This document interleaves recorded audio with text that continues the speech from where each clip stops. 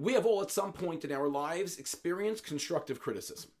We've either been the recipient of constructive criticism, or we have been the one who has given constructive criticism. And I thought to myself, which is more uncomfortable?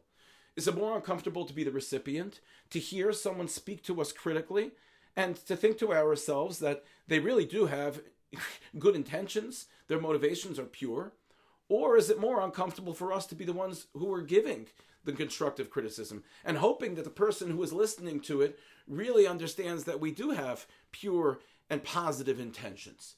The beginning of our parsha, Moshe Rabbeinu is told that when Aaron HaKohen lights the menorah, he may do so only with pure olive oil. And Rashi describes to us what this pure olive oil is. It's kasis lama'or, as the Torah says, pressed for illumination. So Rashi says, when you take the olives and you squeeze them, the very first squeeze, there is oil that comes out. That oil that comes out from the initial squeeze, that first cold press, that is the oil that can only be used for illumination.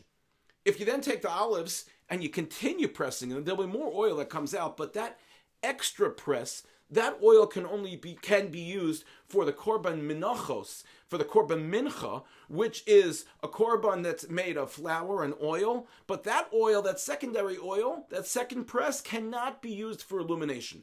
Reason is, the first press is beautiful, causes beautiful illumination, beautiful flames, but the second press would not. So Hashem says, second press is only used for the minachos. Rav Mendele Mivarki, Zecher Tzadik Livracha, he took a play on words and said that there's a deeper message here. And this is what he said.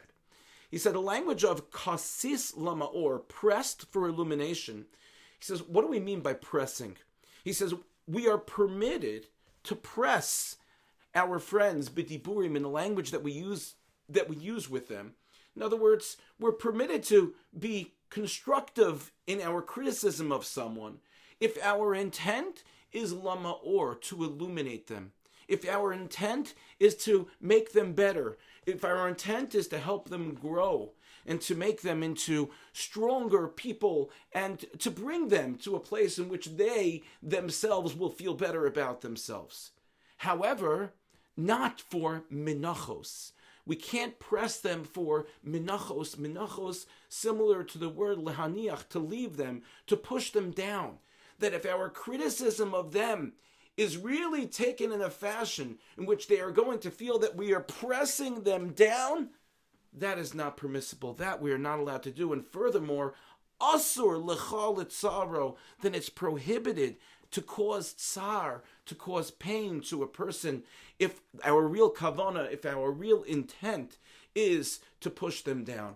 So it is an important lesson for us that we learn from this oil used for illumination, that when we consider giving criticism to others, we make sure that we do so with the proper frame of mind and appropriate intentions, and not to have ulterior motives in any other way.